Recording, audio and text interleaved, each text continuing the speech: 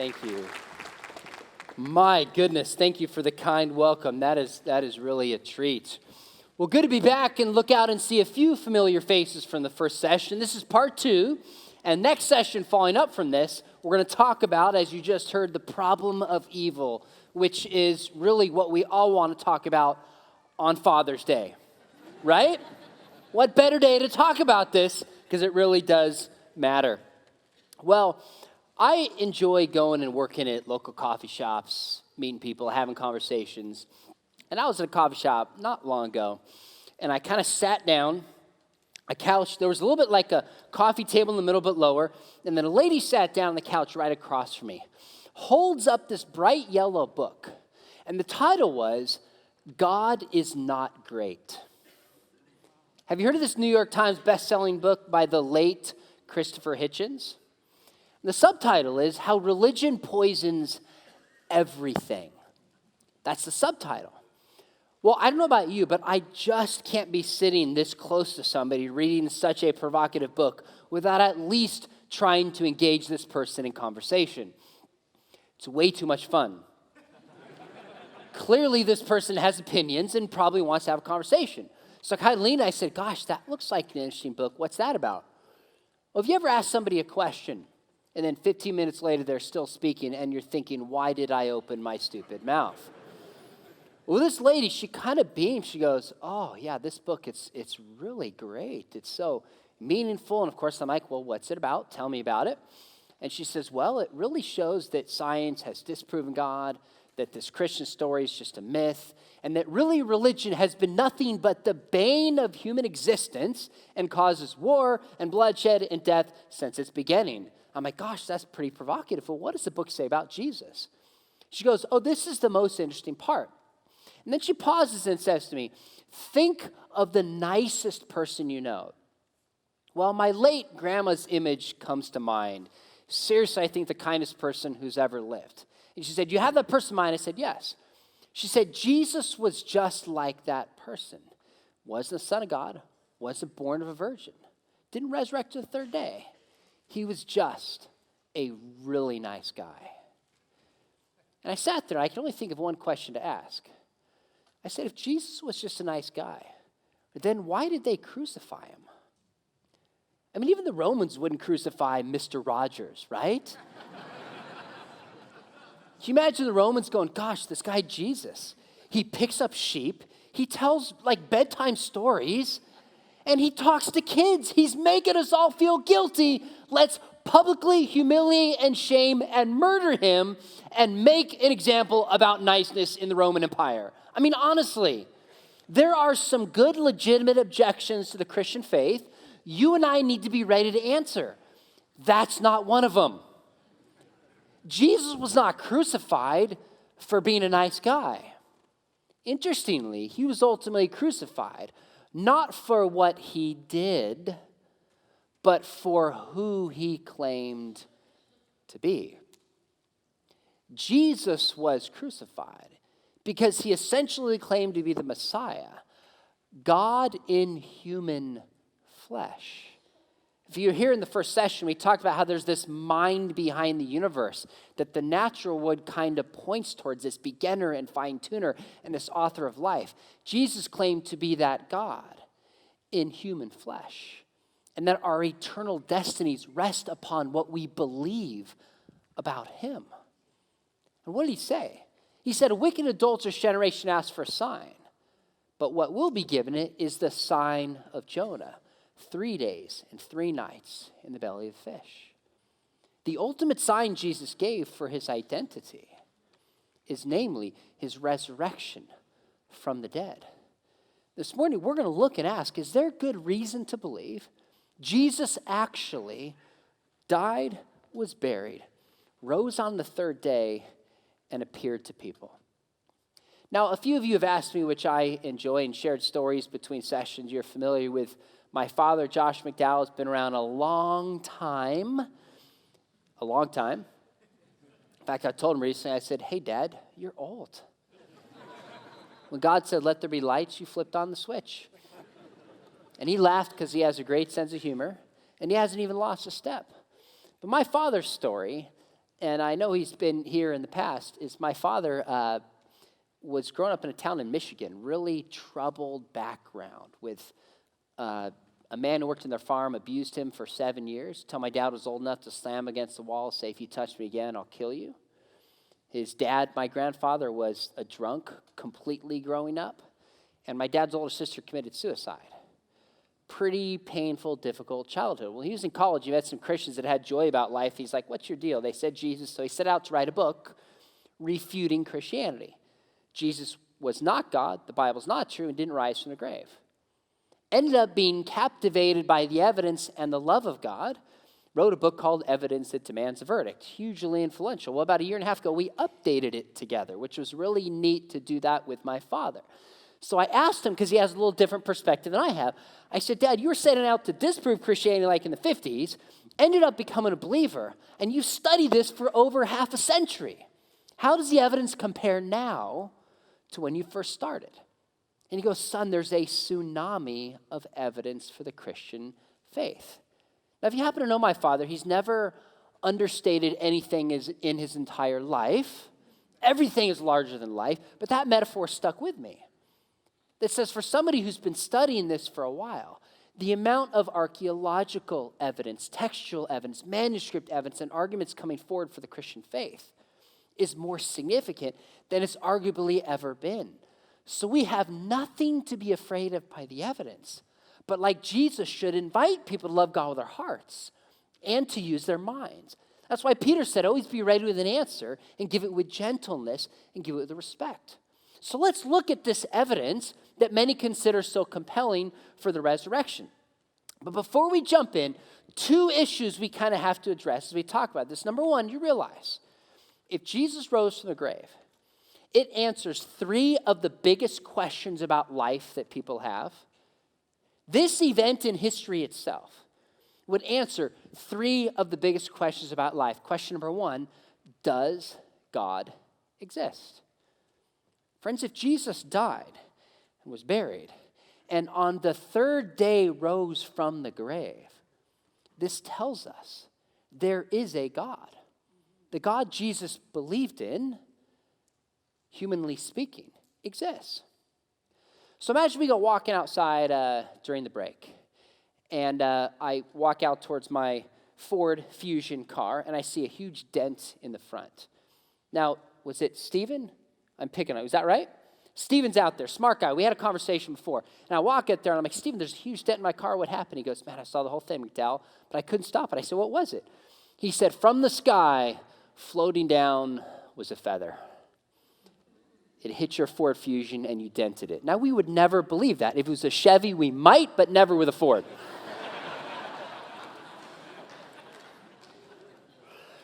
Of course, we wouldn't believe it with any car, because an effect that's significant requires a sufficient cause, right? It's called cause and effect.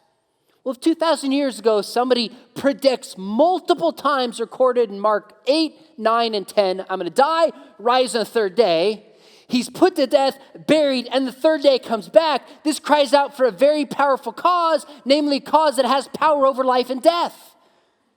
Friends, if Jesus rose from the grave, there is a God who exists. The natural world is not all that's real. The second question is, we know which religion is true. If Jesus rose from the grave, of all the religious options out there, it's like God's stamp of approval, so to speak, on the message of Jesus Christ. So there was a movie in 2001, maybe you saw it. It's kind of one of those B movies that probably still plays at midnight on TNT or something. It was called The Body with Antonio Banderas. And Antonio Banderas plays a former Green Beret who becomes a Catholic priest. And in this movie, what happens is he's a recent convert to the faith, and they find a body in Jerusalem dating to the 1st century, and it has a Pilate coin, a rich man's tomb, who was crucified, so they think they found the body of, good, you guys are much sharper than the first session. I had to teach them that when you ask a question in church, the answer almost always is, got it. So they think they found the body of Jesus. And it's a fictional story. The church goes into an uproar, and they call him in to investigate it. But as I was watching this, I thought, you know what? Isn't it interesting? You can make a movie that in which the body of the religious founder, it actually matters if they find it or not. It doesn't make any difference if you have the body of Muhammad or Moses or Krishna or any other religious figure. But the reason in this movie the church goes into an uproar is because if we found the body of Jesus, Christianity is false.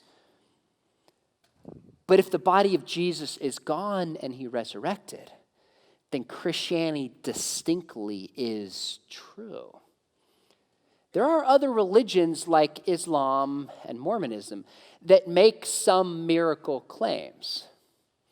But it's only in Christianity that the entire truth of it is based upon a single testable historical event.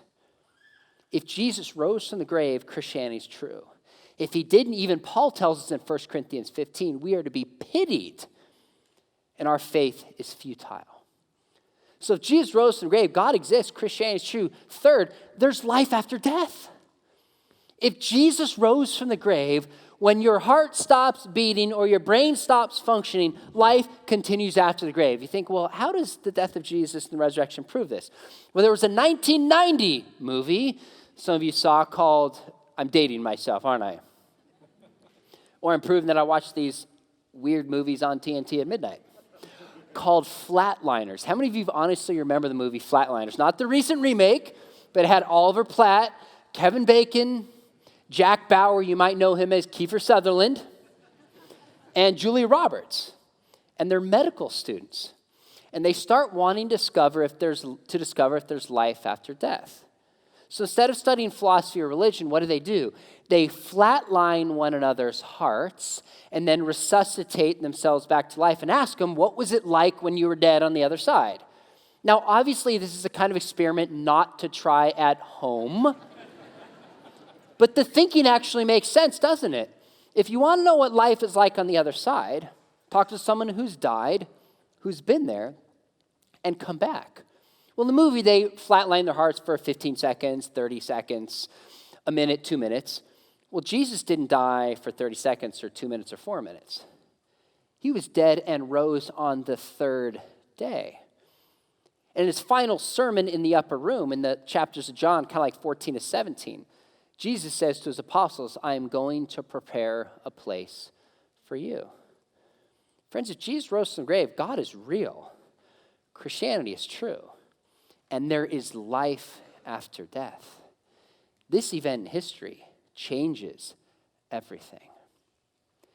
Now, the moment we start to talk about whether Jesus rose or not, there's a lingering objection in people's minds where they won't even consider the evidence. And you know what it is? It's the worldview. It's the worldview.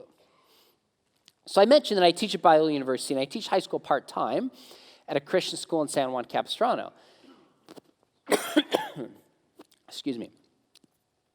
Well, for years I got tired of seeing my students graduate, go in the military, go in the university, go in the real world, and just kind of abandon and leave their faith. So I got together with a friend of mine, Brett Kunkel, with a ministry called Maven. I said, we got to take our students to the most godless, secular place we can think of and bring in atheists, agnostics, let them speak to our students, and train our students how to defend their faith.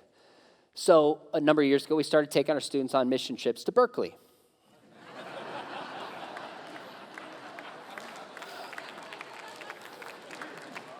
It was my friend Brett's idea. He came up with it, started running these trips. We partnered with him. And when we were there, we brought in atheists, agnostics, and it turns out I was coming 2 weeks later. So 2 of these atheist students that we had met with said, hey, when you're back, can we just get coffee and talk? I was like, sure. So we go and we sit, if you know where Sproul Plaza is, kind of the downtown Berkeley area, there's a famous kind of area called Sproul Plaza. And we're sitting kind of on the grass, and one student says to me, turns out he was a PhD physics student at Berkeley at this time. He goes, look, you believe Jesus rose from the grave, right? I said, yes. He goes, doesn't science show that people, when they're dead, stay dead? In other words, science shows that dead people don't come back. If I'm going to believe in your story, I have to give up science. You see how that's a trade-off that's too much for many people. I said, well, look, here's the deal. Science is a descriptive notion that describes how the world operates naturally. I said, you're right. When people die, naturally they stay dead. The resurrection is not a claim that Jesus rose naturally. It's a claim that he rose supernaturally. If there is a God who spoke the world into existence and set up the laws of nature, why couldn't a God superintend the natural process and raise somebody from the dead? If there is a God, then a resurrection is possible. So to show that a resurrection is not possible, you have to prove to me God doesn't exist. Can you prove to me there is no God? And of course, nobody can do such a thing. See, most of the objections people have to the resurrection is not that they say, I don't buy the argument for the empty tomb, or I don't really believe that people thought they had appearances of Jesus. The main objections are, well, believing a resurrection requires a miracle, and science really shows us that miracles don't happen. That's really the main objection that many people have today. So I was speaking up. I love to hear that all the camps that your students are going to this summer. I love it. So my family and I get a chance to speak up at Hume Lake, which is in the Sequoia National Forest. And I learned that the tallest trees are the redwoods, but the biggest trees by volume are sequoias. And what many people believe is the biggest tree that's ever lived is called the General Noble Tree. Now this tree was probably beginning to sprout about 3,200 years ago, like roughly the time of King David. Think about that. Well, some explorers in 1800 came, saw this tree, went back to the Midwest and told people about it, and they're like, there can't be a tree that big, it's not possible. Well, so in 1897, some explorers came, cut down this General Noble tree, believed to be the biggest tree ever. Now it's just a stump. And they brought the different pieces of like a part of it, kind of like cutting a pie, brought it to the Chicago World Fair and set it up to show people how big this tree was. And still many people wouldn't believe. Google it. You know what it's called? The Great California Hoax. Empirical evidence, eyewitness testimony. Still wouldn't believe it. Why? Because their worldview was that trees cannot be that big. That's how they assumed the world works. So when presented with other evidence, rather than changing their worldview, they dismiss the other evidence. Do you see how this applies to the resurrection? If you assume that there's no God and miracles don't happen, it doesn't matter how strong of a case I make. You're going to dismiss it. But it sure seems to me the reasonable person would say, let's look at the evidence. Let's see how it applies to this person, Jesus. And if a resurrection happened, then I'm at least open to following where the evidence leads. So let's do that. We're going to look at 4 simple facts. In fact, we actually might even just make it 3 simple facts. Since Jesus rose on the 3rd day, we'll keep it to 3. And every preacher is supposed to have 3 points anyways, right? 4, you get fired. So we'll make it 3 simple facts that historians agree upon, tied to the life and death of Jesus. So the question amongst most historians is not, are these facts true, but what interpretation best accounts for these facts? Okay, so here's the first one, that Jesus died by crucifixion. Number one fact we know with a high degree of confidence is that Jesus died by crucifixion. You say, well, how do we know such thing? Number one, very interesting, is we can just look at the nature of crucifixion and some of the medical evidence and see that it's almost virtually impossible Jesus could have survived this. So what do we know about crucifixion? Well, we know that actually the Romans did not invent it, but for lack of a better term, they perfected crucifixion. I don't know, maybe you can give me a better term than perfected, but you meant what I knew, right? The rest of you will get that at midnight. They made it more effective at torturing and humiliating somebody. This is, in fact, what crucifixion was designed to be, to cause maximal pain, maximal humiliation in a public place so people would know not to question or challenge the Roman Empire. In fact, crucifixion was so painful, they actually had to invent a new word for it. Excruciating in Latin means out of the cross. So next time you stub your toe, use a different word. So Jesus was whipped at least 39 times, which was enough, according to the records, to kill many people, equivalent to third and fourth degree burns over the entire body. He had the robe put around him, wait for the blood to coagulate, and then tear it off. Crown of thorns on his head, and there's actually a thorn called the Christ thorn that's a long thorn found in Israel, just hammered into his head. Carries the cross up, nailed to the cross by his hands and by his feet. Now, at this point, when somebody who's nailed to the cross, they lift the cross, drop it in, and the body would just jar and would lose control of itself. People would throw up. They would sweat. They'd go to the bathroom all over themselves because it was the maximal pain you could put a human being through. What's amazing to me at this moment, what does Jesus say?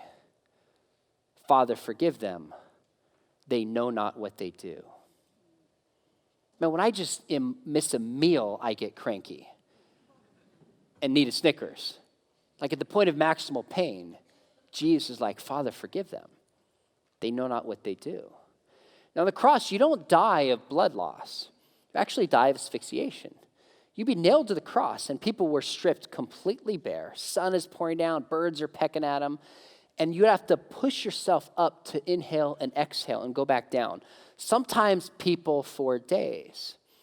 So to speed up death, they would come and shatter the shins, which we see happening to the two people next to Jesus because it says Jesus was already dead. And then you'd hang there, slowly you'd run out of air, and you'd asphyxiate. Now it describes that a spear was thrust into the side of Jesus, and out came what? Blood and water. Now, if you read some of the early church fathers, they think this is some kind of metaphor, like it's, the blood and water of baptism, like they don't understand it. What's interesting, though, is in 1986, an article in the Journal for the American Medical Association, a historian and a theologian and a doctor wrote it, peer-reviewed, studying how somebody would medically die by crucifixion. And they said around the heart is this area called a pericardial sac, which a watery type substance at the point of death begins to surround and fill up around the heart. So if you're hit by a spear in that side of the body, guess what would come out? Blood and water. A sign of death. Now, John doesn't know this. Luke was a doctor. He's just reporting what he saw. Friends, Jesus was dead. He was dead on the cross. Medically, we know this.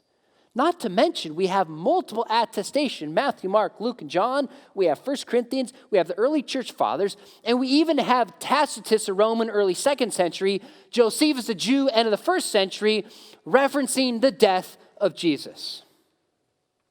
Now, what's interesting enough is if you go to the 19th century, there were these scholars who tried to explain away the resurrection by saying things like the women went to the wrong tomb, or Jesus didn't really die on the cross, or it was a legend.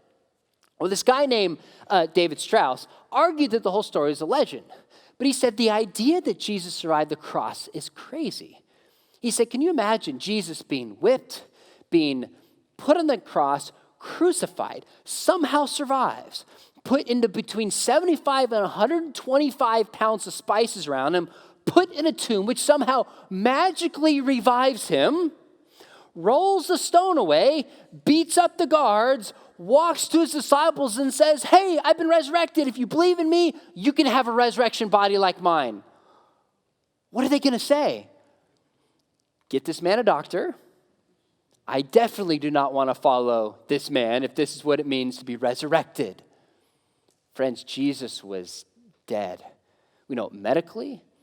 We know it when we think about all the other sources that are out there, Christian, in the Bible, outside of the Bible, Jewish and Roman.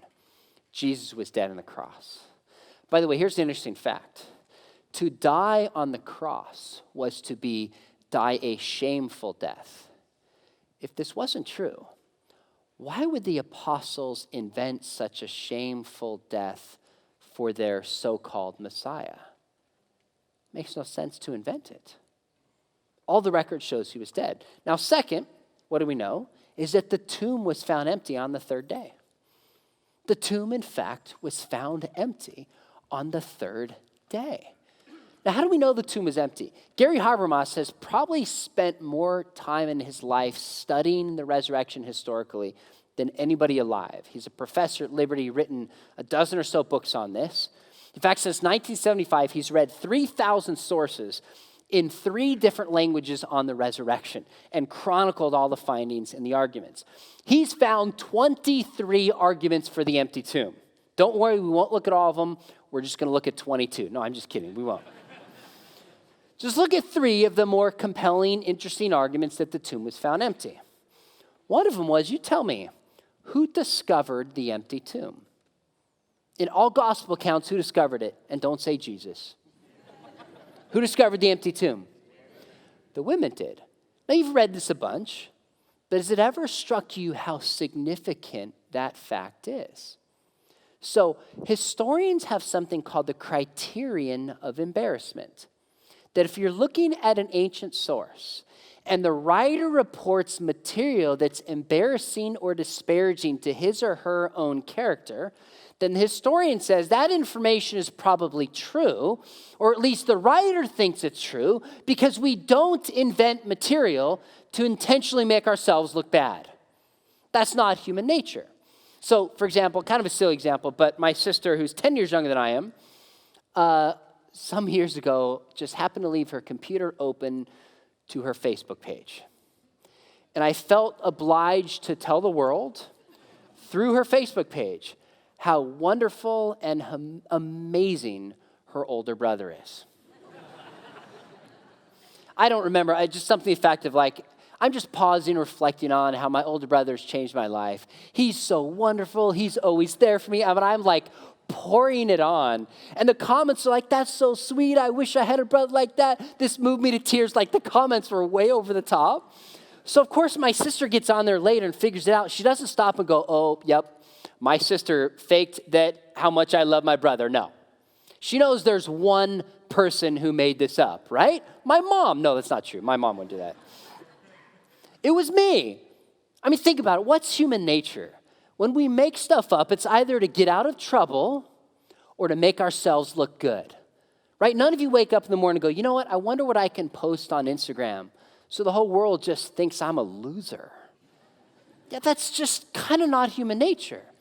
Well, when historians look at an ancient book and a writer includes information that's disparaging to the character of the writer, the historian goes, wow, this isn't invented. The writer cares more about truth than his or her own reputation. Well, if you look in the Gospels, the men are confused, they flee. And consistently, even though the Gospels differ over exactly how many or which women were there, they don't contradict, they just differ who they highlight, they consistently mention women. This is a patriarchal culture in which a woman's testimony was not considered as significant as a man's. I made a mistake one time. I said it was that patriarchal culture, a woman's testimony was not as significant a man. I forgot to say considered as significant as a man, right? My wife was like, you left out a very important point. I said, you're right. Forgive me. I'll make the correction next time. Think about it. If they're making up a religion and it's based upon Jesus dying, a tomb being empty and appearing to people, and they're trying to convince people that it's true, who are the least likely witnesses they would invent to help their cause? It's women. It would make no sense. So why do Matthew, Mark, Luke, and John record women? It's because they believed that's exactly what happened. They were willing to write the women as witnesses, even though this would be embarrassing to them, because they care about sharing the truth of the story. Friends, women found the tomb empty on that third day. Now, a second argument. Who could tell me what's the first naturalistic explanation to counter from the religious leaders that resurrection happened? What do they say? That what? The disciples stole the body. Now, stop and think about this. If the first explanation is disciples stole the body, What does this concede about the status of the body and the empty tomb? The tomb is empty, and the body's gone. Now, we'll come back to asking the question, is it reasonable to believe the disciples stole the body? But you notice what they're saying? They say the disciples stole the body, which means the tomb was empty and the body's gone. So the very first explanation recorded in Matthew, and then the 2nd century, Justin Martyr reports it as well, is the disciples stole the body, which is a backhanded way of saying, yes, the tomb is empty and the body is gone. So number 1, it's discovered by women. Number 2, the first naturalistic explanation assumes the body is gone. But number 3, think about this. If Jesus was not crucified, buried, an empty tomb, if this story didn't happen and the apostles are making it up, where would be the hardest city in the world to propagate a lie when we know the very name of the person who buried Jesus, Joseph of Arimathea? What city would that be in? It'd be Jerusalem. Why? Because that's the city in which Jesus was publicly crucified and he was buried. If it didn't happen, all they had to do is say, oh, wait a minute, we know Joseph of Arimathea. We know where the rich man's tomb is. Go there and uncover and pull out the body, and Christianity would have been done before it even started. But they can't. In fact, if you read the speeches in Acts, very interesting. In Acts chapter 2, the first speech at Pentecost, when they're filled with the Holy Spirit, Jesus has ascended and the church begins. Have you read carefully what Peter says? He talks about Jesus, this Messiah who was crucified, rose again. And Peter says to his audience, and you yourselves know these things are true. You know what that means? They're publicly proclaiming in terms of weeks when these events happened. And they're appealing to the knowledge of the audience and say, you know what, you actually know this is true. You can investigate yourself. You can't disprove it, therefore believe. Friends, we have good reason to believe the tomb was empty. It's discovered by women. The first naturalistic account says the body was stolen, which means it's gone. And third, they go right back to Jerusalem. They don't go to Canada. They don't go to Australia. They don't go somewhere else in the Middle East or to Africa. They go right to the very city and proclaim a dead and crucified Messiah in a way that the people could have known and checked out, but they can't refute it. Friends, the tomb of Jesus was empty. So we know Jesus died. We know the tomb is empty. What's the third simple fact? Jesus appeared to people. Jesus appeared to people. So I'm actually starting a 3-day class tomorrow at Bio. I teach in this apologetics program. And I teach a class on the resurrection. And I teach 3 days, 8 to 4:30, actually 8:30 to 4, walking through all the evidence we're just kind of highlighting this morning. And one of the points I try to do with my students is help them have perspective about how this discussion has changed over time. How does the evidence compare now versus in the past? Well, there's a scholar I mentioned by the name of Gary Habermas, and he did his dissertation on the resurrection at Michigan State in 1975. He said at that stage, if you believed in the resurrection, either you were an evangelical or a Roman Catholic. He goes, now there's droves of scholars who accept basic facts surrounding the life of Jesus. In fact, I'm going to state this very carefully. The vast majority of New Testament scholars and historians on the historical Jesus believe that the apostles had experiences that they believed were of the risen Jesus. Let me state it again to make sure this sinks in. The vast majority of the scholars will concede that the apostles believed they had experiences that were of the risen Jesus. So any adequate explanation for the facts surrounding the resurrection has to account for where this belief came from. Now, why should you and I believe that the apostles actually had appearances of Jesus? Well, one of my favorite pieces of evidence is in a book called 1 Corinthians.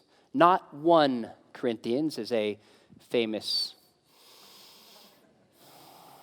politician said, who will remain unnamed. 1 Corinthians. And in chapter 15, Paul writes a letter where he focuses on the resurrection. Verses 3 through 5 starts, and Paul says this. He says, I pass on to you, and by the way, who is you? It's the church in Corinth. I pass on to you what was passed on to me of first importance, that Jesus died, according to the Scriptures, he was buried, he rose, and appeared to people according to the Scriptures. Now, 1 Corinthians 15, 3 through 5, did you listen carefully? Paul says, I pass on to you what I received. Paul is given a short creedal statement that was given to him. He's now passing it on to the church in Corinth. So this raises an interesting question. If Paul is writing 1 Corinthians in the mid-50s, and he's passing on them a creedal statement that was given to him, what question do we want to know? When was this creedal statement given to Paul? Do you understand the question? Now, we know Paul visited the apostles 3 years after his conversion in Jerusalem, and then 14 years later. I think a very strong case can be made that this creed in 1 Corinthians 15 was given to Paul within 3 years of the death and resurrection of Jesus and his personal conversion. Do you know what this means? That we have an early synopsis of what Christians believe. Jesus died, was buried, and appeared to people probably within the very decade that Jesus existed. Mentions Jesus appeared to Peter, appeared to James, appeared to the apostles, and appeared to the 500. Do you realize historically how early this is? The earliest biography we have for Alexander the Great is over 3 centuries removed. We have a creedal statement of Jesus probably from within the decade in which he died. Friends, the appearances are early. So we have the appearances to women, the appearances to 12, etc. But I had a skeptic say to me one time, he goes, look, why didn't Jesus show up to Pilate and go, boo, ha, I'm back. I told you I was more powerful than you. I said, okay, so just so I understand, you think you know better than Jesus about spreading this message? Because it strikes me as a little odd. You might not think Jesus is the Son of God, but more people consider themselves followers of Jesus than anybody who's ever lived. Maybe, just maybe, he knew what he was doing. I mean, could you grant that to him? But Jesus did appear to skeptics, didn't he? In fact, which skeptics did he appear to? He appeared to Thomas. By the way, Thomas was not a doubter. We need to stop calling him Doubting Thomas. Because you can doubt something while you believe it. Thomas didn't doubt. He said, I flat out won't believe. That's not doubt. That's rejection. But he did appear to Thomas to show the nail marks in his hand and in his feet. What other skeptics did he appear to? Paul, good. Formerly known as Saul, out persecuting Christians, Jesus appears to him and totally turns his life upside down. Now, what's amazing to me is the vast majority of scholars will concede that Paul had an experience that he believed was of the risen Jesus. Now, stop and think about this. If Paul didn't see the risen Jesus, then you have to come up with some other explanation of what causes this persecutor to completely shift his worldview and be willing to give his life to proclaim the message about Jesus. So a book my father wrote that I helped him update years ago called More Than a Carpenter, we include a story where there was a debate at a fraternity. And I won't give the specifics. You can go read it up if you want to. But basically, there's a Christian apologist, and he was debating a professor who was known for being very antagonistic against the faith. You students, when you get to college, you might have 1 or 2 professors very antagonistic against the faith, but many will just dismiss your faith. And you got to think through, how am I going to respond when people see the world differently? Well, this professor was the one who would call out Christians because he thought it was dumb and dangerous and idiotic. So they're having a debate, and the Christian apologist says, look, Paul had an experience of Jesus, transformed his life. And the skeptics explain away. He says, look, here's what happens. I have a better explanation. Sometimes you can be so against a movement, you hate it so much that you end up having a psychological shift and you embrace that movement. And Paul just goes, he says, sir, you better be careful. You're about to become a Christian. Friends, if Paul didn't see the risen Jesus, you've got to come up with something else to explain it. You know what other skeptic we had? Is James, the brother of Jesus. During his lifetime, the brothers of Jesus don't believe in him. Just read Mark 3 and John 7. They don't believe in him. And yet James becomes the head of the early church. And in AD 62, Josephus reports that he was killed, stoned to death, tied to his faith and proclamation. Friends, we have this radical shift in people who think Jesus is dead, not the one they were expecting, and all of a sudden you have these people willing to suffer and die for their belief that Jesus personally appeared to them. The facts are there. Jesus died by crucifixion. He was buried. Tomb was empty. And you have all these people, including groups and individuals and skeptics, saying, I saw Jesus, he changed my life. Now, there's a ton of naturalistic explanations people will try to account for these facts. For example, people say the apostles stole the body. Friends, this makes zero sense to me. First off, how did they get by the guard? They're a bunch of fishermen. But second, if the apostles stole the body, that means they knew the story of Jesus was false. They intentionally preach a lie and are willing to suffer and die for something they knew was false. Wouldn't at least one of them have come forward and said, all right, spare my life, I know this is not true. But they're all willing to suffer and die for this claim. There's no reason to think the apostles could have stolen the body, let alone would have stolen the body even if they could. Perhaps the biggest naturalistic explanation on an academic level is hallucinations. That the apostles didn't really see Jesus, but they hallucinated that they had seen Jesus. Now, there's a range of problems with this, but one of the biggest problems of this explanation is that you cannot have a group hallucination. Hallucinations do not appear to groups. You can no more share a hallucination with somebody than you can share a dream. Sorry to fans of Inception. Now look, can you imagine if you could share a dream with someone? You know how much money I could save? Honey, I just dream we're in Maui. Go to sleep and join me. We don't even need to go there. Let's just dream we're on the beach and we're snorkeling. Well, of course not. There's no good scientific evidence for group hallucinations. Yet when we look at the Gospels, what do we consistently have? Jesus appearing to groups. Friends, here's the reality. There is convincing evidence Jesus lived. He died, buried in a tomb. That tomb was empty and appeared to people.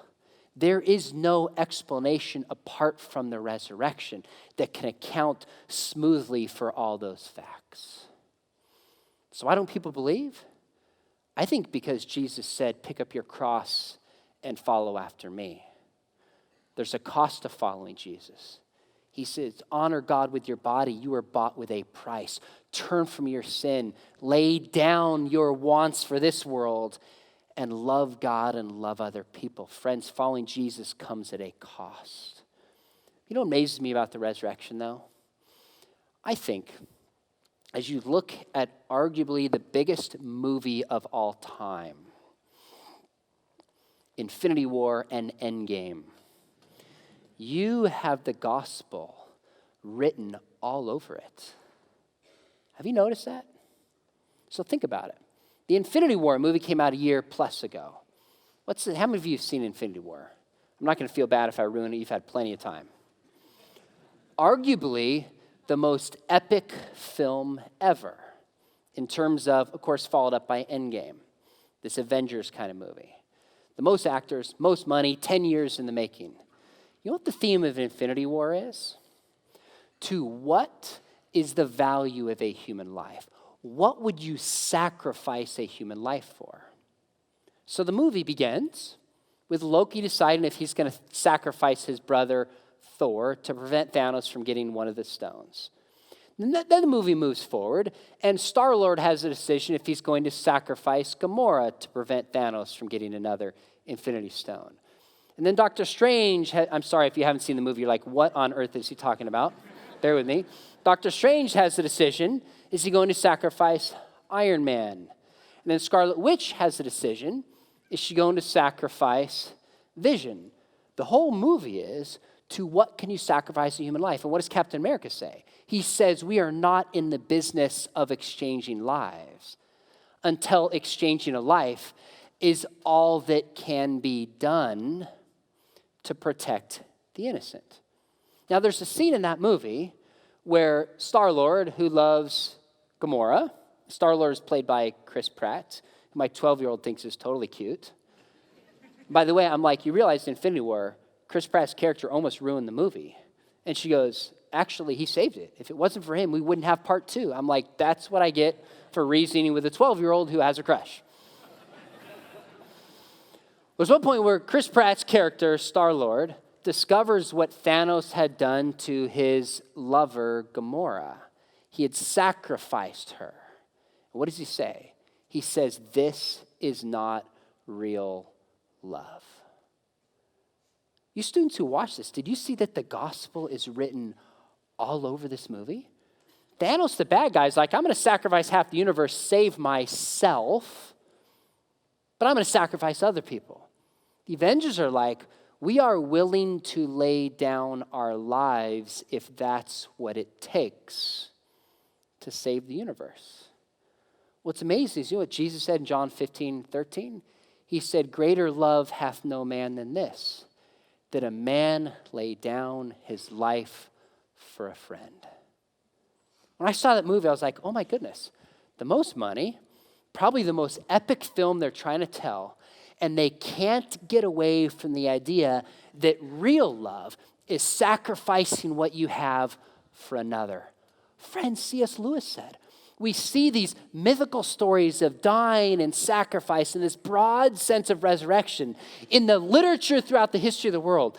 It's as if God has placed it on our hearts that this is the greatest story, pointing towards when this would really happen with Jesus.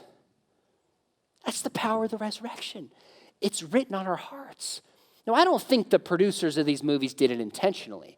I think they're made in the image of God, and they live in God's world. And they can't escape pointing towards the greatest story of sacrifice and love ever told, which is God taking on human flesh, willingly dying at the hands of those he has created to save them from sin. Infinity War is a beautiful story, and so is Endgame, but it's fiction. The Christian story is true, and its truth changes everything. Amen? It changes how we face death. It changes how we grieve. It's how we know that we're forgiven. And it enables us to live in the power of the resurrection that Paul talks about. Friends, the evidence is there. For those with eyes to see and for ears to hear, God has revealed himself through the person of Jesus Christ. Amen. Now, obviously, I could keep going because I'm about to teach 3 days on this. I only highlight that so you know we've just scratched the surface. And as Christians, it's important that we take the time to learn what we believe and why we believe it so you can be ready with an answer for a skeptical world that asks. If you're one of those people that wants to go a little bit deeper, the book, My Dad and I Updated, Evidence Demands a Verdict, is in the back. I think I mentioned my dad first wrote this. He wrote it in the 1970s. His quest began in the 50s, trying to disprove Christianity but being amazed by the evidence. Wrote it, and then when we updated about a year and a half ago, I asked him, how does the evidence compare now? And he said there's a tsunami of evidence, which to me is just encouraging. That if we're willing to research it and look for it, the evidence is there that Christianity is really true. There's compelling evidence for it. So that's back there if that's helpful for you. And then a practical one I just wrote with a friend called So the Next Generation Will Know. It came out last month, and it's a practical guide for any caring adult, for a teacher, for a parent, grandparent, uncle, coach, pastor who says, I want some practical tools how to pass on faith to the next generation. If you're looking at this young generation, Gen Z, saying, what can I do to help them embrace the faith that was passed on to me? This is like how we know that it's true. This is like, how do we actually live it out with this next generation? And I'm thrilled to see many of you going on this trip. That is fantastic. Good for you. I'm going to sneak to the back. Would love to say hi, shake your hand, sign a book if that's helpful. But most importantly, thanks for having me here this morning. And I hope you'll stay in the third session. We're talking about the problem of evil, which really is the heart of the objection I'm convinced most people have against God. God bless you guys.